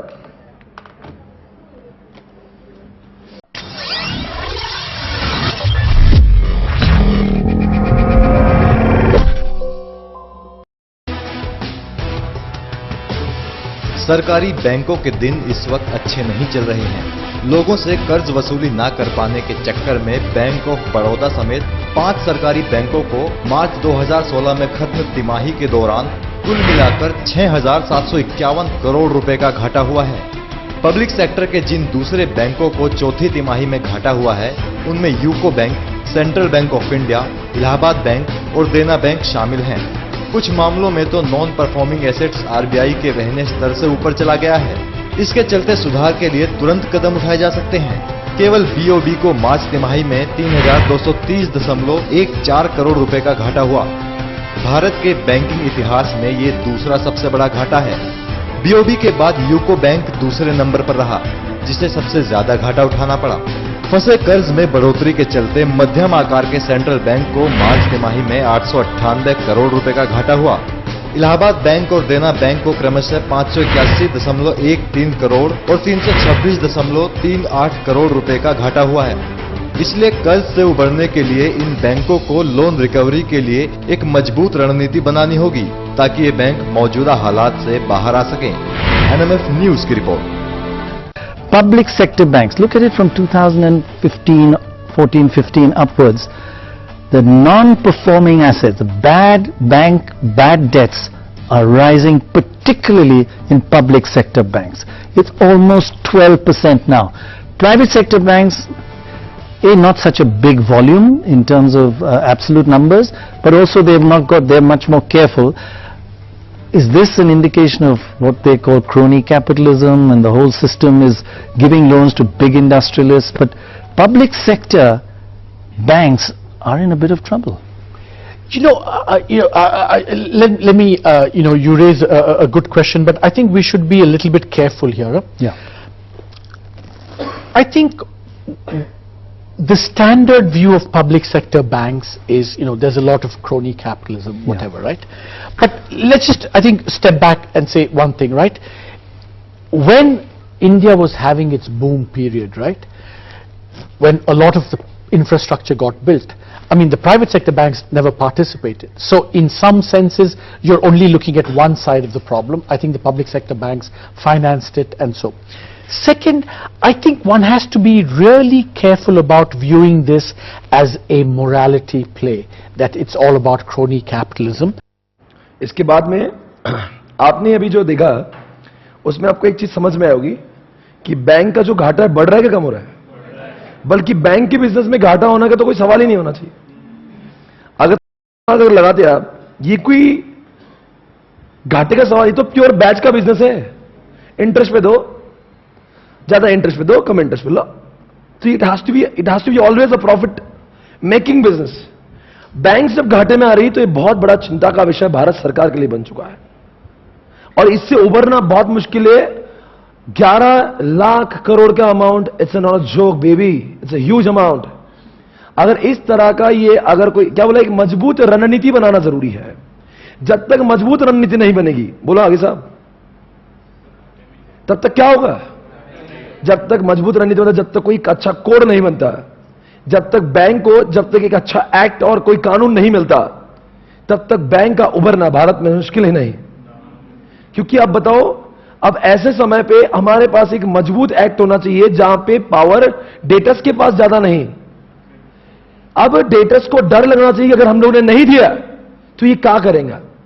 पूरे वर्ल्ड के अंदर जितने समय में रिकवरी होती है, भारत में वही काम 4 टाइम्स ज्यादा टाइम में होता है। 4 टाइम्स मतलब अगर भारत में 4 से 5 साल लगते हैं, वही इंटरनेशनल लेवल पे यही काम 1 से सवा साल में खत्म होता है। भारत में उस कंपनी को उभराने के लिए, डिसाइड करने के लिए, उसको वाइंडिंग अप करना है, क्या करना है, पैसे उससे अपने पैसे निकालने के लिए एनपी होने के बाद में जब कोर्ट कचहरी चलती है तो 4 से 5 साल लगते हैं। वहां पे वही काम दूसरे इंटरनेशनल लेवल की अगर बात करेंगे तो उस काम को सिर्फ 1 से सवा साल लगते हैं। इसलिए आईबीसी को लाना बहुत जरूरी था। मैं आपको मिलाने जा रहा हूं अरुण जेटली से। अभी हाल ही में अरुण जेटली से हमारी बात हुई संसद भवन में। अरुण जेटली ने जब आईबीसी को लाया तो अरुण जेटली क्या बोल रहा था, ध्यान से पढ़िए क्या बोल रहा है वो। ये वही इंसान है जिसने आईबीसी को भारत में इंट्रोड्यूस किया। बनाने वाला इंसान और था, मैंने कहा था एमएस साहू, पर इसके पीछे इन्हीं का ही हाथ था। जस्ट चेक इट आउट, पूरा ध्यान से सुनना। Major issue the honourable member has raised, Sika will eventually go. That's the first. Sarfazi will have to be amended and brought in line with the change provisions of the bankruptcy law. There are some changes which are required to be done. I have introduced those changes in the Lok Sabha today, and that I have had it referred to the joint committee, and that is why I insisted that the same joint committee should look at it, because they've dealt with this act. As far as DRT is concerned, there is a jurisdiction that DRT will have, because the appellate jurisdiction, the jurisdiction with regard to insolvency will be with the company law tribunals which are created for that purpose. DRT will remain with regard to recovery proceedings, and with regard to those individual insolvencies, the DRTs would have jurisdiction. Now the problem with DRTs is that there is an inadequate infrastructure. अच्छा, क्या क्या बोला, कुछ समझ में आया? Eventually सिका will go, ऐसा मैं नहीं बोल रहा, जेटली जी बोल रहे हैं। उसका कोई मतलब ही नहीं है। जब ऐसा कोड बनाया है, इसमें अपने आप रिकवरी हो जाएगी, रिवाइवल हो जाएगा। सिक कंपनी बनने तक क्यों? सिका कब अराइज होता है? जब सिक हो जाती है। ओवर सिक की बात नहीं, इसको अभी रोक लेंगे। समझ में आ रहा है? बातें एक एक चीज ध्यान से सुनना। बहुत अच्छा बोल रहा है जेटली। ये 3 से 4 मिनट का जो ज्ञान है ना, आपको इतना ज्ञान देगा जेटली का हर एक शब्द, और क्या क्वालिटी बोलता है। और सोचिए कितना पढ़ाई किया हुआ जेटली ने। Try to understand. ऐसा ही आदमी नहीं है। मैं I really appreciate his talent है। और स्पेशली हम जैसे लोग जो सीए, हम समझ सकते हो क्या बोल रहा है। आम आदमी को लगे ये भाषण दे रहा है, कुछ टाइम पास करते लोग, ये वो टाइम पास नहीं कर रहा है। एक एक शब्द देखना कितना भारी बोल रहा है और क्या बोल रहा है। अमेजिंग। वापस से सुनना उसको। Colleague Mr. Sinha will take care of the major issue the honourable member has raised. Sika will eventually go. That's the first. Sarfazi will have to be amended and brought in line with the change provisions of the bankruptcy law. There are some changes which are required to be done. I have introduced those changes in the Lok Sabha today. जरा पूरा पढ़िए Wikipedia क्या बोलता है सिका के बारे में। सिक इंडस्ट्रियल कंपनीज एक्ट था, an act to make in public interest special provision with a view to securing the timely detection of sick and what potentially sick companies owning industrial undertaking, the speedy determination by board expert। मतलब क्या समझा क्या? जैसे कोई company सिक हो रही है तो सिक कंपनीज को ले लेंगे और सिक कंपनी का मतलब उसको खत्म करेंगे। रिवाइवल का प्लान नहीं था, मारने का प्लान था। नीतिमत्ता देखिए, सिक का रिहेबिलिटेशन प्लान नहीं है। ये क्या प्लान है? Experts of preventive, क्या क्या लिखा, remedial other measures which need to be taken with respect to such companies and the expeditious enforcement of the measures so determined and for matters connected therewith incidental thereto। मतलब एक बार company सिक हो जाती है तो अब वैसी भी सिक हो चुकी है, मार डालो ना उसको, खत्म करके उसका जो भी काम, एक बार सिक पर जो भी है पता हो, कंपनी सिक होने के बाद की बात है। कोड क्या बोल रहा है? तो आपको लगता नहीं ये सिक का जो एक्ट है, सिक के जो प्रोविजंस है, उस प्रोविजन को आप अमेंडमेंट होना पड़ेगा। तो बोल रहा अमेंडमेंट ही क्यों कर रहे हो? इसको इवेंचुअली हम लोग निकाल देंगे। ध्यान से सुनिएगा, जेटली क्या बोल रहे हैं।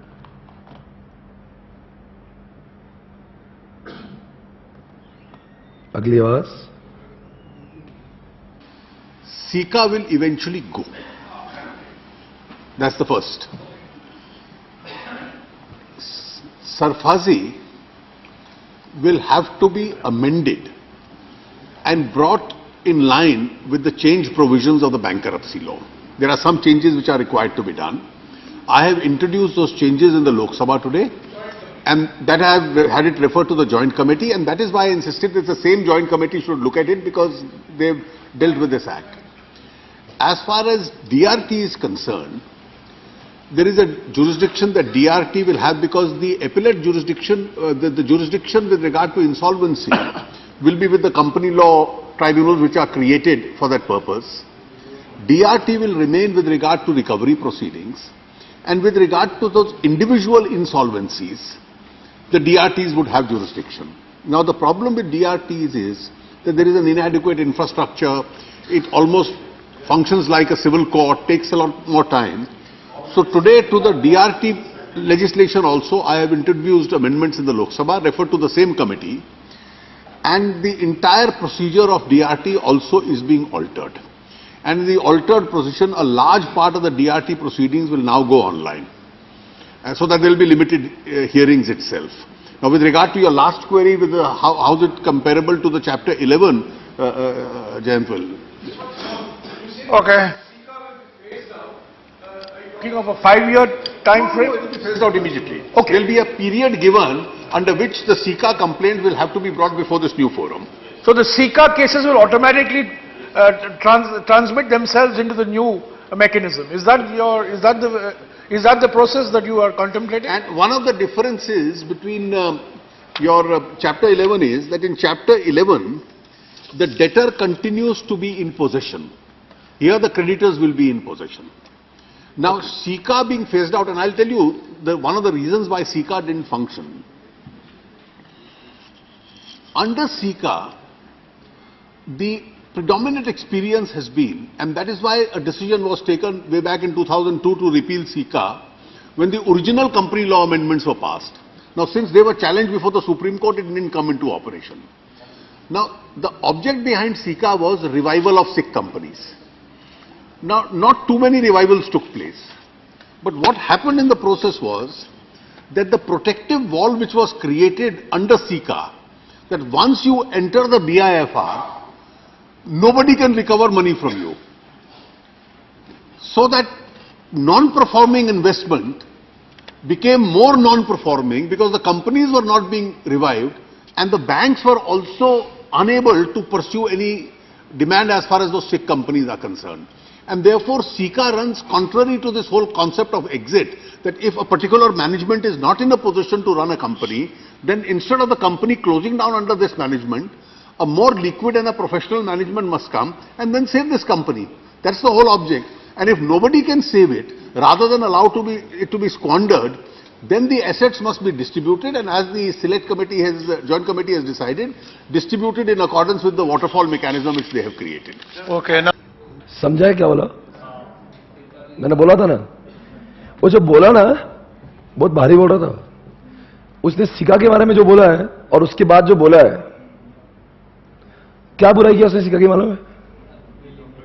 कंपनी बर्बाद होने के बाद जा रही है, उसके अंदर कंपनी को तुम वैसी बंद कर रहे हो, तो जो कंपनी मारने का ही प्लान है ना, मतलब कंपनी को बचाने का कम मारने का ज्यादा प्लान है, तो वो उस समय जब तक सिका का ऑपरेशन खत्म नहीं होगा, कंपनी का बिजनेस बंद है। तो जो ऑलरेडी जो बैच पे बैच, वो एनपीए बढ़ रहा है कि कम हो रहा है? बढ़ रहा है। और वो बोल रहा है इससे अच्छे काम करते ही ये दोनों वाहियात लोगों को बिठा दिए, let's do one thing, professional लोगों को घुसाओ बीच में, जो कुछ आइडिया निकाल के बिजनेस वापस से चालू करेंगे, तो कम से कम थोड़ा बहुत निकलेगा। या तो फिर वो एक फैसला दे देंगे, इसको बंद तुरंत करो, या फिर कोई गुंजाइश, कोई चांसेस बचे हुए हैं, तो कम से कम कुछ तो कम बैक कर सकते हैं। Are you able to understand one second? बोलो क्या बोल रहा है? तो सिका की उसने और एक बुराई करी थी, क्या बोला था मालूम क्या? एक बार वो बीआईएफआर के पास गया, सिका मतलब सिका के जैसे अभी आईबीसी के लिए एनसीएलटी है, वैसे सीका एक एक्ट है, सीका जुडिशियल बॉडी नहीं है। BIFR नाम की एक बॉडी हुआ करती थी, वहां पे जाना था आपको, क्या करना फिर वहां पे जाके? वो जब BIFR आएगा उसके बाद में वो किसी को भी चांस बोलने नहीं देंगे, हम है, बाकी सब पालेगा, फिर बाकी सबके तेल लगा रहे, कुछ भी नहीं कर सकते, हम ही बाहरी। वो जब तक BIFR उसका जब तक कहानी खत्म नहीं करेंगे तब तक 5 साल बीत जाएंगे, तुम क्या कर लोगे तब तक? कुछ भी नहीं करोगे, समझ गए? और यही सारी चीजें थी। इसी के जैसे एक चीज आपको देखने मिलेगा, मैं आपको बता रहा हूं, आपको समझ आ रहा है कि क्या चल रहा है? Are you able to understand the whole process behind this? Act पढ़ने को जो है ना, अब मजा इतना आएगा ना, आपके ब्रेन में घुसा दो उसको, ये क्या है, एक बार आपको समझाने वाई, उसके बाद में 30 क्या 50 पन्ने पढ़ने दो, एक भी सेक्शन में डाउट नहीं आएगा। Just understand what it is and why it is. कोई भी चीज नहीं पढ़ते लॉ में, वैसा नहीं होता। फर्स्ट अंडरस्टैंड कि पुरानी वाली में क्या प्रॉब्लम था। मैं चाहे तो IBC चालू कर सकता हूं directly, there is no point learning IBC unless you have the knowledge of the disadvantage of the old act. लाया क्यों इतने सारे? अरे इतने सारे लाके कुछ काम के नहीं थे ना, वो सब वाहियाती तो है। मैं आपको एक IBC का सेक्शन बताता हूं, आपको देख के लगा ये IBC नहीं, क्या बोलते हैं, नहीं सरफाइसी वाला। अब देखो सरफाइसी दिखाता हूं मैं आपको, सरफाइसी इतना हो गया मेरे दिमाग में भी, इतना कुछ पढ़ना है आपको आज।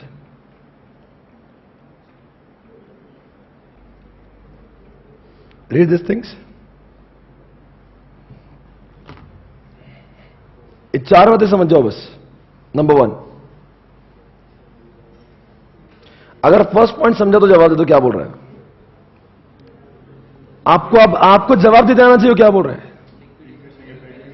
मारने के बाद कुछ मत करो, मारने के बाद क्या बचा रहे उसको। जब वो आदमी आपका NP हो तब मत करो, और जिस दिन डिफॉल्ट कमिट हुआ ना उसको ना तो हट जाए बाजू। ये CS आएंगे करेंगे, अब तक तूने कर लिया ना, और तूने क्या किया, बहुत तीर नहीं मारा, अब चल में। यहां पे हम लोग क्या करें, हम अपने हिसाब से अब कंपनी चलाएंगे और हम अब कुछ करके दिखाएंगे, और हमारा बंदा बोलेगा ना IP कौन, इंश्योरेंसी प्रोफेशनल, कि नहीं होने लायक है, तुरंत वाइंड अप कर, चलो उसको अटकाएंगे नहीं बाद में। अगली बात, रिड्यूस ने क्या लिखा है, अब देखो सेकंड पॉइंट, रिड्यूस वर्ड क्या लिखा है, द माउंटिंग ऑफ व्हाट, क्या माउंटिंग। हम आपको कह रहे हैं, जो आपको 3 हमने क्या बताया, वो अलग अलग वीडियोस दिखाया है, उसमें आपने क्या देखा, NPA बढ़ रहे कि कम हो रहे। तो वैसे बढ़ते हुए NPA को कम होगा कि नहीं होगा।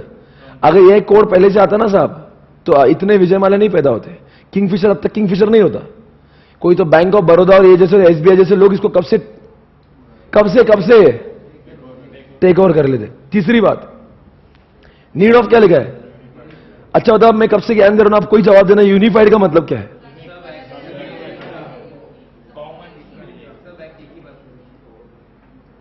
सब एक्ट,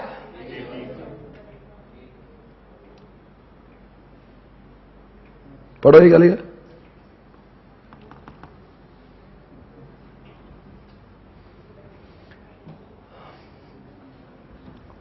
एक्ट मत पढ़ो, एक्ट को सभी मालूम है, बिल पास होगा, वो जाएगा पार्लियामेंट में और राष्ट्रपति बोलेंगे, एक्ट सबको मालूम है।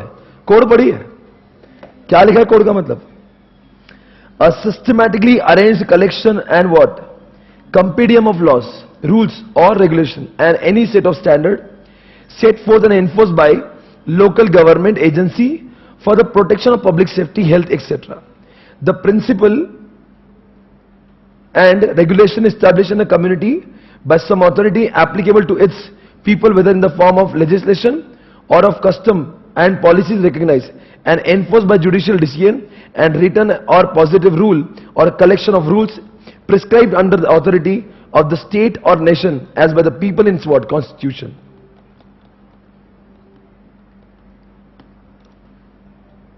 Act is a decision made by passed in the law. समझा क्या? Act, decision made passed into law. ये क्या है? Code, collection of acts already passed into law.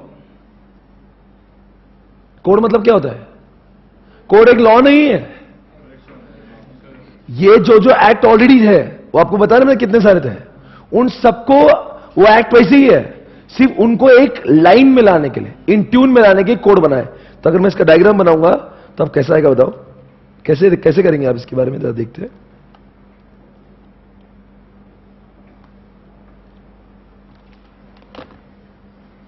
अब बताओ ये सब क्या है?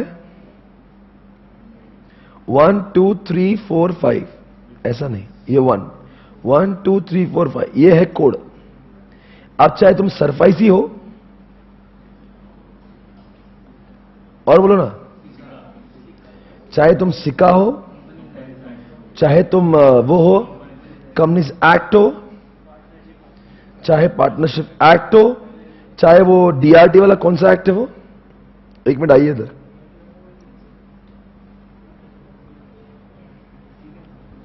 नहीं नहीं, उसको दिखाना है मुझे।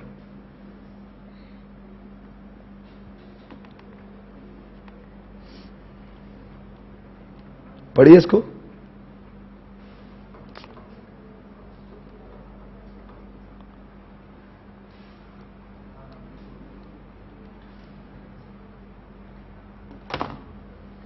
नाम में दर्द है।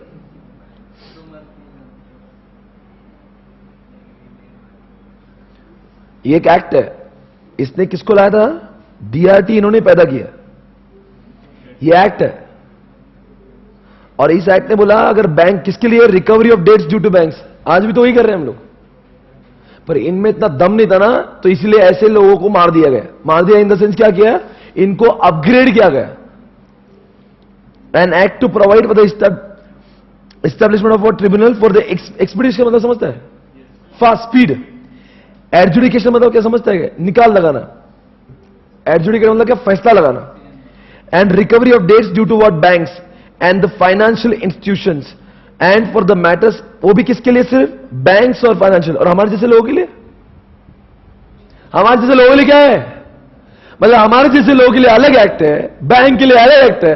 प्रॉब्लम क्या है हम लोगों में? हम बैंक ने तो हमने पैसे वसूल नहीं करेंगे, मतलब हमारे भी कुछ नहीं, और बैंक का पैसा हमारा क्या है? अब बोला है ये सब बंद करो। इस एक्ट का जो नाम है ना, ये इसमें भी अमेंडमेंट करना पड़ेगा। क्यों? अब डीआरटी किसका काम करेगा? तो डीआरटी में भी अमेंडमेंट आएगा। डीआरटी में लिखा जाएगा सिर्फ बैंक्स की बात मत करिए आप। क्या होगा बैंक्स में? यहां पे इंडिविजुअल्स और पार्टनरशिप फर्म, इसके लिए डीआरटी। अब डीआरटी, ये एक्ट अभी भी वैसा ही है, पर इस एक्ट में क्या होगा? अभी ये सब बैंक जो भी वो सब हट जाएगा। क्या आएगा वहां पे? अब आएगा पार्टनरशिप फर्म, एंड अब आएगा क्या आएगा वहां पे? इंडिविजुअल। समझ में आपको दिखाऊंगा एग्जैक्टली क्या अमेंडमेंट होगा। ये भी पहले था। इसका लॉन्ग फॉर्म बोली क्या है? Short form RDDBFI।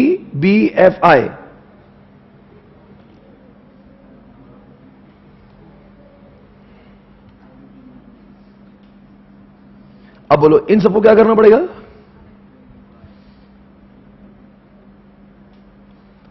ये सब लोग को अपने अपनी जो चीजें लिखी भूलना पड़ेगा। किसके बारे में? डेट के बारे में। किसके बारे में? डेट, पैसा, उधारी। ऐसा नहीं कि इनमें सिर्फ उधारी की बातें है, कंपनी एक्ट में लाखों चीजें और भी है, वो 99% चीजें वैसी रहेंगी।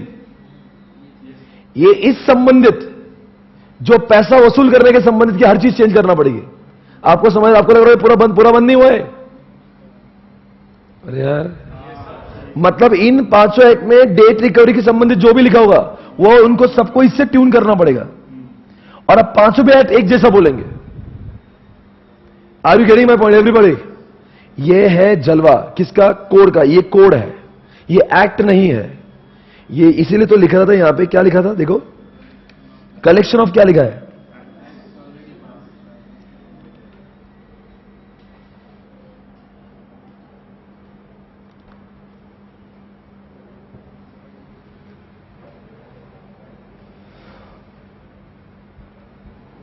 सेकेंड पॉइंट पढ़ो। A specified type of action made by legislature, मतलब कौन है? मिनिस्टर ऑफ फाइनेंस ने किया हुआ है। That tries to cover a complete system of laws is called code. It is enacted by process of what?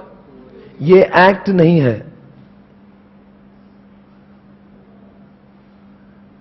जैसे penal code.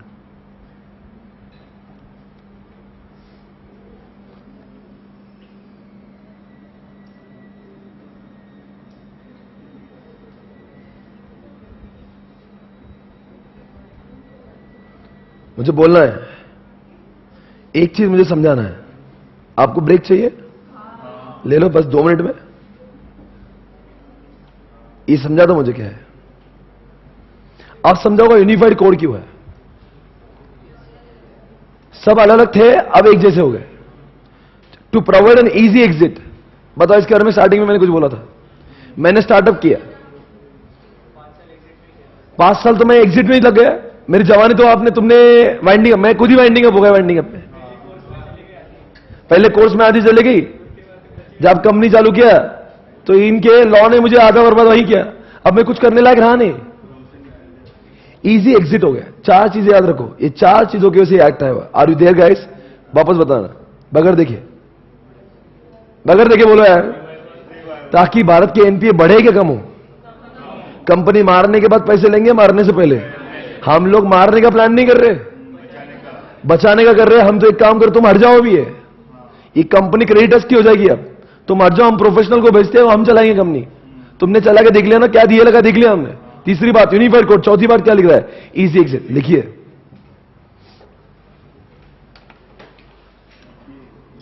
ऐसे लिखिए fast, hurry up everybody now. Okay guys, welcome back. एक बार जरा देखिए क्या लिखा है यहां पे, प्लीज देखेंगे। मुझे आपको कुछ बताना है। Limitation of previous acts. देख रहा है तू? अरे देख रहा है कि तू क्या लिखा है? पढ़ो ना आप। सबसे पहले पढ़ना है, कौन सा नाम है ये? आरडीडीबी कौन सा है? ये अभी जो पढ़ा ना आपने, वो बैंक के जो लिए था। और सरफाइसी अप्लाइड टू, मैं किसकी बुराई कर रहा हूं? जेटली जी भी बुराई कर रहे थे, मैं भी कर रहा हूं। किसकी बुराई? और आपको मालूम है जेटली जी ने कुछ एक बुराई करी थी अच्छी वाली। क्या बुराई कर रहा था?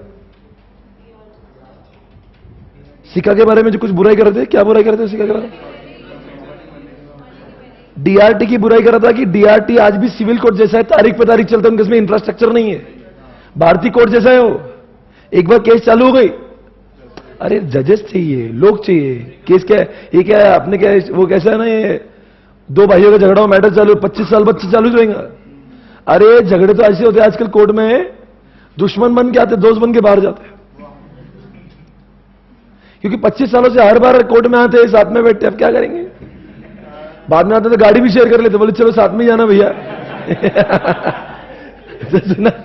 आते दुश्मन बन के, तो हमारा कोर्ट देखा गया इनडायरेक्टली दोस्त बना था। 25 सालों से, अरे जब जवान थे तब केस चालू हो गई, अब हमारे बच्चे जवान हो गए, अब हमारा प्यार बढ़ा है कोर्ट में आके, कोर्ट में रोटियां शेयर करी हमने।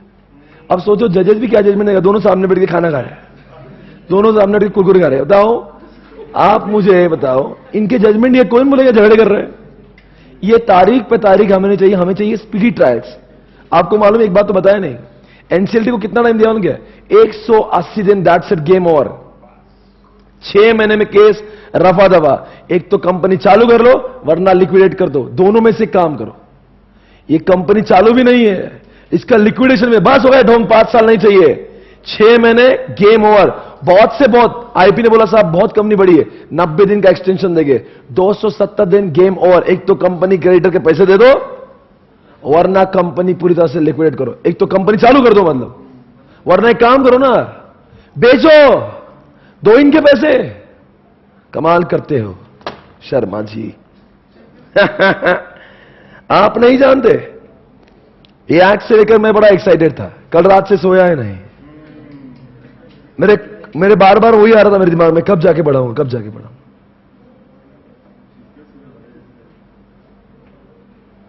अब तुम ज्ञान की बातें बंद करो। ये कौन है? कंपनी। क्या हुआ?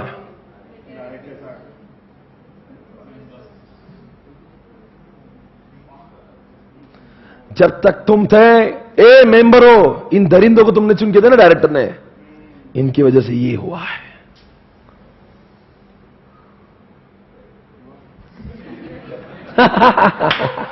मांग रहा हो, सुन रहा है ना तू? सैंडविच सर्व कर रहा है, प्रणय को सैंडविच दिख रहे हैं। क्या बोल रहा है क्रेडिटर? मेरे पैसे दो दो मुझे सिर्फ एक चीज चाहिए। क्या चाहिए?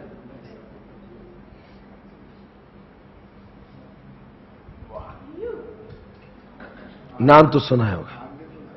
नहीं, आंख नहीं, वो चार्टर्ड अकाउंटेंट है, पढ़ पढ़ के आंखें बड़ी हो गई इसकी।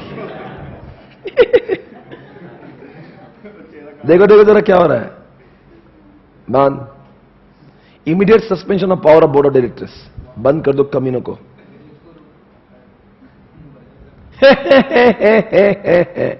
शेयर होल्डर साहब नो से कुछ बोल मत, चुप, मतलब हिंदी बोलते चुप चुप, नो से। ड्यूरिंग द प्रोसेस ऑफ, एक आप तक जितना बोलना था ना, तुम्हारे बोलने वैसे ये दिन आए, तुम तभी खामोश हो जाते हैं।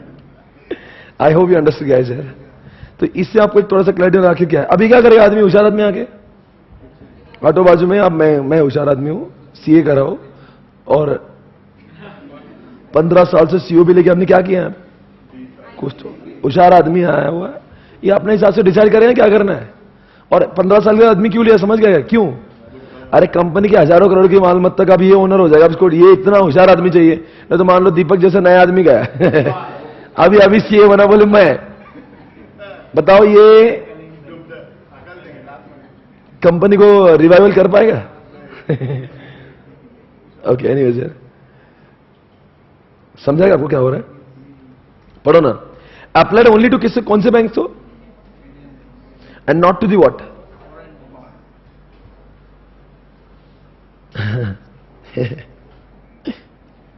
सर इसका मतलब क्या, not to the foreign bank? आप बताओ, Yes Bank, Standard Chartered Bank, क्या गुनाह किया इन्होंने? भारत के आदमी को, विजय माल्या जैसे आदमी को पैसा दे दिया है, तो क्या आदमी को मांगने का अधिकार नहीं? बोलती है ऐसे लोगों को सरफाई आरडीबी में अगर अप्लाई करना चाहिए तो वो इंडियन बैंक चाहिए, स्टैंडर्ड चार्टर्ड नहीं चलती, येस बैंक नहीं चलती, बिकॉज तुम कौन सी बैंक हो? तुम दूसरे लोग केस में जाओ उधर। मतलब बताओ इंडिया में दूसरी बैंक आएंगी कि नहीं आएंगी? तुम भारत का धंधा प्रमोट कर रहे हो कि बर्बाद कर? ये एक्ट ने बर्बाद किया है। और उसमें आरडीबी जो है वो तो डज नॉट एक्सेप्ट, वो तो नाम में लिखा उसके बैंकिंग। अपने जैसे लोगों को पनाह मिलेगी कि नहीं मिलेगी? नहीं मिलेगी। और जो सरफाइसी था ना, वो सरफाइसी में तो ओनली सिक्योर क्रेडिटर थे। कौन से क्रेडिटर? Secure creditor. और अभी सरफाइसी का भी एक्टिव होता था 90 दिनों के बाद। In addition to this, major issue is that these acts are also aimed at what debt recovery rather than assessment of an enterprise as a going concern. जितने सीए लोग समझ में आ रहे हैं, मतलब कंपनी को गोइंग कंसर्न के बदले ये लोग उसको मराने का प्लान बना रहे हैं, रिवाइवल का प्लान नहीं दिया। मतलब क्या, इनके पैसे तो बोल रहे थे, पर ये भी तो देखो उसकी कंपनी। अगर एक काम करो ना, क्या करो, उससे नहीं हो रहा ना मैनेज, तुम चलाओ, धंधे पे धंधा पे पैसा कमाओ, इसके भी पैसे दे दो, इसकी भी कंपनी वापस आ जाएगी। ऐसा प्लान आज तक किसी ने, आप तक क्या प्लान था? सरफाई जी, तू पैसे दे रहा है कि नहीं दे रहा? वो बोलता नहीं धंधा चल रहा। तू दे रहा है कि नहीं दे रहा? नहीं चल रहा। ये क्या बोल रहा था, धंधा नहीं चल रहा क्या? नहीं ना, नहीं चल रहा। तू हट तो बाजू, मैं देखता, ट्राई करता। तैसे नहीं हो रहा ना, मैं ट्राई करता, हो सकता मैं कर लूं। पहले वाला कहता ऐसा नहीं, तू नहीं दे रहा क्या पैसे? अब जैसा नहीं कि लोग झगड़ा करते, तू दे रहा कि नहीं रहे? नहीं दूंगा। क्यों नहीं? धंधा बंद है साहब, मार्केट डाउन है। तो और उसको बजा रहे, उसको सलाह नहीं दे रहा कोई कि धंधा कैसे अच्छा करेंगे। ये एक्ट बोल रहा है तुम सब हट जाओ आज। अब आएगा, even when the proceedings are triggered the directors of the company retain their control. ये कब की बात है मालूम क्या? मतलब सरफाई अगर काम करे, सरफाई अगर आ भी रहा, तभी भी कौन अभी भी कंपनी के ऊपर राज कर रहा है?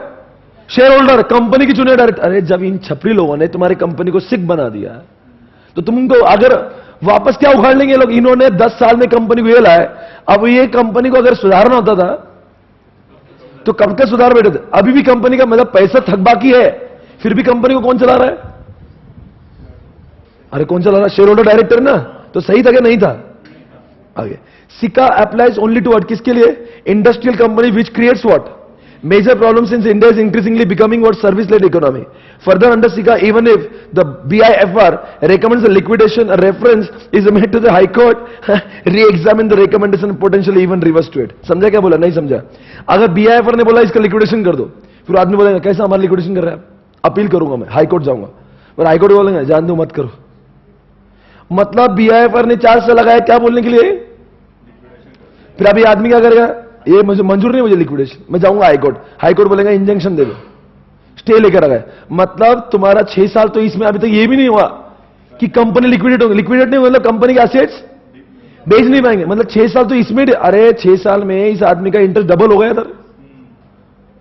Are you able to understand? Next point, और क्या लिखा है, लाइक आरडीडीबी, ये सब लिखे, ऑल्सो अप्लाई ओनली टू, ठीक है जान दो, वो बैंकिंग के लिए बचा हुआ है। और एक नई चीज आई है आईबीसी में, इंजंक्शन नहीं मिलता है किसको। इंजंक्शन का मतलब समझता है? स्टे ऑर्डर मिलेगा ही नहीं, स्टे ऑर्डर, वो आदमी बोलेगा स्टे नहीं भाई, फाइनल कर अभी, अभी बोल, क्या बोलना है कि नहीं बोलना है? वो बोलेगा तुझे रिकवरी के लिए, तुझे एनसीएलटी बोलेगा ये आईपीआर है, वो बोलेगा मैं इंजेक्शन लूंगा, क्या क्या इंजेक्शन है, हट, ये आईपी आएगा कल से कंपनी हैंडओवर करो। और क्या हुआ मालूम क्या, अभी हाल ही में एक बंदा है हमारे जो पहचान का है, उसको आईपी बनाए और वो गया है कंपनी में। अब क्या लोगों का कैसा हो गया, आईपी आ गया तो वो कंपनी वाले क्या बोल रहे, डायरेक्टर, अब लोग क्रेडिटर मांग रहे पैसे किसको, देखो नहीं, देखो भारी चीज है। अब बताओ कौन किसको पैसा मांगेगा आपके हिसाब से? नहीं नहीं, ये क्रेडिटर किसको बोल रहा है? क्रेडिटर ने किसको, एनसीएलटी बोला, एनसीएलटी ने किसको अपॉइंट किया? वो क्रेडिटर बोल रहा है लाओ मेरे पैसे लाओ, किसको बोल रहे हैं?